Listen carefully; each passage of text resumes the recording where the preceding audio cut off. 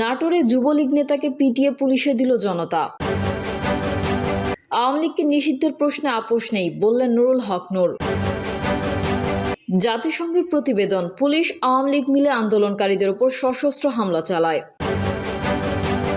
এবং সর্বশেষ জানাবো, কুমিল্লায় তাহেরীর আগমনকে কেন্দ্র করে দুই গ্রুপের সংঘর্ষ, আহত 10। এতক্ষণ শুনছিলেন সংবাদ শিরোনাম, এবারে বিস্তারিত। তবে তার আগে অনুরোধ থাকবে আমাদের চ্যানেলটি সাবস্ক্রাইব করে বেল আইকনটি ক্লিক করুন। নাটোরে যুবলীগ নেতাকে পিটিয়ে পুলিশে দিল জনতা। নাটোর সদর উপজেলা যুবলীগের সভাপতি আব্দুর রাজ্জাক ডাবলুকে ধরে মারপিট করে পুলিশে দিয়েছে ছাত্র জনতা। পুলিশ ও এলাকাবাসী সূত্রে জানা যায়, যুবলীগ নেতা আব্দুর রাজ্জাক ডাবলু গাড়িখানা এলাকায় তার নিজ বাড়ি থেকে গাড়িখানা মসজিদে জুমার নামাজ পড়তে যান। নামাজ শেষে ডাবলু বাড়িতে ফিরে আসার সময় অজ্ঞাত লোকজন তার উপর হামলা ও মারধর করে পুলিশে খবর দেয়। খবর পেয়ে পুলিশ ঘটনাস্থলে পৌঁছালে উত্তেজিত জনতা তাকে পুলিশে সোপর্দ করে। এই সময় পুলিশ ঘটনাস্থল থেকে সবুজ আহমেদ নামের অপর এক যুবলীগ কর্মীকে আটক করে। পরে পুলিশ ডাবলুকে প্রাথমিক চিকিৎসার জন্য নাটোর সদর হাসপাতালে নিয়ে যায়। এ বিষয়ে জানতে চাইলে নাটোর সদর থানা পুলিশের ভারপ্রাপ্ত কর্মকর্তা মাহবুবুর রহমান ঢাকা পোস্টকে বলেন, আটক দুইজনের বিরুদ্ধে জুলাই বিপ্লবের ছাত্র আন্দোলন দমন পীড়নের অভিযোগে কয়েকটি মামলা রয়েছে। শুক্রবার দুপুরে অভিযুক্ত দুইজনকে গাড়িখানা এলাকায় দেখা গেলে ছাত্ররা তাদের আটক করে পুলিশের হাতে তুলে দেয়। আসামিদেরকে আদালতে সোপর্দ করলে আদালত তাদের কারাগারে পাঠান। আওয়ামী লীগকে নিষিদ্ধের প্রশ্নে আপোষ নেই বললেন নুরুল হক নূর। গণ অধিকার পরিষদের সভাপতি নুরুল হক নূর বলেছেন, আওয়ামী লীগ নিষিদ্ধের প্রশ্নে গণ অধিকার পরিষদ কোনো আপোষ করবে না। এ জাতির দুর্ভাগ্য যে তার সাহসী সন্তানেরা রাজপথে লড়াই করে নতুন ইতিহাস তৈরি করে, সুবিধা ভোগ করে গুটি কয়েক মানুষ। এবার আর আমরা তা হতে দেব না। নুরুল হক নূর বলেন, ভোট ও নির্বাচন নিয়ে অনেকের কথা, যত কথা শোনা যায়, আওয়ামী লীগ নিষিদ্ধে তত আওয়াজ শোনা যায় না। গত 5ই ফেব্রুয়ারি আওয়ামী লীগ নিষিদ্ধে গণ অধিকার পরিষদ ডিসিদের মাধ্যমে প্রধান উপদেষ্টা বরাবর স্মারকলিপি প্রদান করেছে। 12 থেকে 18 ফেব্রুয়ারি পর্যন্ত আওয়ামী লীগ নিষিদ্ধ সহ গণহত্যা ও ফ্যাসিবাদের আমলে 16 বছরের লুটপাটের বিচারের দাবিতে লিফলেট বিতরণ ও গণসংযোগ চলবে। 19 ফেব্রুয়ারি জেলায় জেলায় বিক্ষোভ। গণ অধিকার পরিষদের সভাপতি এ সময় প্রশ্ন রেখে বলেন, অন্যান্য রাজনৈতিক দলকেও আওয়ামী লীগের প্রশ্নে আমরা অবস্থান পরিষ্কার করার আহ্বান জানাই। আর গণঅভ্যুত্থানের 6 মাস পরেও কেন আওয়ামী লীগ নিষিদ্ধে রাজপথে নামতে হবে? এখনও ফ্যাসিবাদের দোসররা প্রশাসনে, যারা গ্রেফতার হচ্ছে তাদের মুক্তি ও জামিনের জন্য গণঅভ্যুত্থানের শরিকদের অনেকেই সুপারিশ করছে। দল ভারী করতে দলে বেড়াচ্ছে। স্পষ্টত গত 6 মাসে পরিস্থিতি নিয়ন্ত্রণে সরকার ব্যর্থতার পরিচয় দিয়েছে। রাষ্ট্র সংস্কারের জন্য আকাঙ্ক্ষা পূরণ করতে উপদেষ্টা পরিষদের পুনর্গঠন করতে হবে। গণঅভ্যুত্থান প্রকৃত অংশীজনদের নিয়ে উপদেষ্টা পরিষদ পুনর্গঠন করে সংস্কারের প্রশ্নে ঐকমত্য প্রতিষ্ঠা করতে হবে। দলের সম্পাদক মোহাম্মদ রাশেদ খান বলেন, ক্ষমতায় এসে অন্তর্বর্তীকালীন সরকারের প্রধান দায়িত্ব ছিল আওয়ামী লীগকে নিষিদ্ধ করা, কিন্তু 6 মাসেও তারা আওয়ামী লীগের বিষয়ে সিদ্ধান্ত নিতে পারেনি। আওয়ামী লীগকে নিষিদ্ধ না করলে জনগণ ক্ষমা করবে না। জাতিসংঘের রিপোর্টে উঠে এসেছে, শেখ হাসিনার নির্দেশনায় পুলিশ এবং আওয়ামী লীগ একসাথে গণহত্যা চালিয়েছে। এই রিপোর্টের পর আওয়ামী লীগকে নিষিদ্ধ করা ও গণহত্যার বিচার করার গ্রাউন্ড তৈরি হয়েছে। আমরা গত 5ই ফেব্রুয়ারি 64 জেলার ডিসির মাধ্যমে প্রধান উপদেষ্টা বরাবর গণহত্যার বিচারের স্মারকলিপি প্রদান করেছি। স্পষ্ট কথা, আগামী 2 সপ্তাহের মধ্যে আওয়ামী লীগকে নিষিদ্ধ না করলে যমুনা ঘেরাও করা হবে। জাতিসংঘের প্রতিবেদন, পুলিশ আওয়ামী লীগ মিলে আন্দোলনকারীদের উপর সশস্ত্র হামলা চালায়।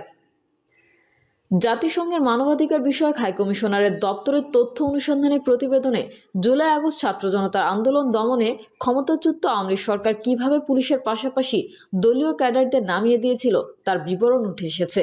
এতে বলা হয়েছে, আওয়ামী লীগের সমর্থক ও পুলিশ সদস্যরা সমন্বিতভাবে আন্দোলনকারীদের উপর হামলা চালিয়েছিল। প্রতিবেদনে বলা হয়, বিক্ষোভ যত এগিয়েছে রাষ্ট্রীয় নিরাপত্তা বাহিনী তত বেশি করে আওয়ামী লীগের সশস্ত্র সমর্থকদের বিক্ষোভ দমনে অন্তর্ভুক্ত করতে থাকে। এর মধ্যে যুবলীগের সদস্যরাও ছিলেন। আওয়ামী লীগের যুব শাখা হিসেবে সংগঠনটি পরিচিত, তবে অনেক মধ্যবয়সী পুরুষও সহিংসতায় জড়িয়েছিলেন। OHCHR এর প্রতিবেদনে বলা হয়, অনেক অভিযানে আওয়ামী লীগের সশস্ত্র সমর্থকেরা পুলিশের সঙ্গে সারিবদ্ধভাবে দাঁড়িয়েছিলেন কিংবা পুলিশের সারির পেছনে অবস্থান নিয়েছিলেন। বিক্ষোভকারীদের ছত্রভঙ্গ করার অভিযানের পুরোটা সময় তারা পুলিশের ছত্রছায়ায় ছিলেন। আওয়ামী লীগের সমর্থকেরা পথচারী মানুষকে থামিয়ে তল্লাশি এবং বিক্ষোভকারীদের আটক করে পুলিশের হাতে তুলে দেওয়া সহ নানা কাজ করেছেন। সংগঠিতভাবে আপাতদৃষ্টে পূর্ব পরিকল্পিতভাবে এসব করা হয়েছে। অভ্যন্তরীণ একটি সূত্রের খবর, যাত্রাবাড়ী থানায় আওয়ামী লীগের সমর্থকেরা অবস্থান করছিলেন। ক্ষমতাচ্যুত সরকারের অধীন পুলিশের রাজনীতিকরণের মাধ্যমে এই কাজ সহজতর হয়েছিল, যা আওয়ামী লীগ, ছাত্রলীগ ও পুলিশের মধ্যে গভীর যোগাযোগ তৈরি করেছিল। বিক্ষোভকারীদের বিরুদ্ধে আগ্নেয়াস্ত্র ব্যবহার করে আওয়ামী লীগ। 18 জুলাই থেকে বিশেষত আগস্টের শুরু থেকে বিক্ষোভ যখন জোরালো হয়ে ওঠে, তখন আওয়ামী লীগের সশস্ত্র সমর্থকেরা আগ্নেয়াস্ত্র ব্যবহার করে আরও বড় পরিসরে নিজেরাই হামলা চালাতে শুরু করে।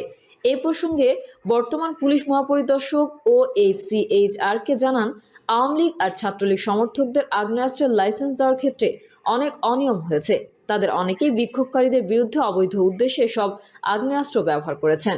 সহিংস হামলায় অংশ নিয়েছিল যারা, বাংলাদেশ পুলিশের পক্ষ থেকে OHCHR 95 জন পুলিশ সদস্য, আওয়ামী লীগ বা আওয়ামী লীগের অনুমোদিত সংগঠনের সদস্যের নাম এবং কার্যক্রম সম্পর্কে তথ্য সরবরাহ করা হয়েছে। ধারণা করা হচ্ছে, বিক্ষোভ চলাকালে সহিংস হামলায় ব্যবহারের জন্য মানুষকে অস্ত্র সরবরাহ করেছিলেন তারা। তাদের মধ্যে 10 জন তখন সংসদ সদস্য ছিলেন। তালিকায় আওয়ামী লীগের স্থানীয় নেতা 14 জন, এছাড়া যুবলীগের 16 নেতা, ছাত্রলীগের 16 নেতা এবং পুলিশের 7 সদস্যের নাম রয়েছে। পুলিশের পক্ষ থেকে জাতীয় ও স্থানীয় পর্যায়ে আওয়ামী লীগ অনুমোদিত সংগঠনের 160 রাজনৈতিক নেতা এবং নিরাপত্তা খাতের কর্মকর্তাদের নাম ও কর্মকাণ্ড সম্পর্কে OHCHR তথ্য দেওয়া হয়েছে। তারা নাগরিকদের মাধ্যমে অন্য নাগরিকদের বিরুদ্ধে সহিংস আক্রমণের প্রচারণা বা নির্দেশ দেওয়ার জন্য দায়ী বলে মনে করা হচ্ছে।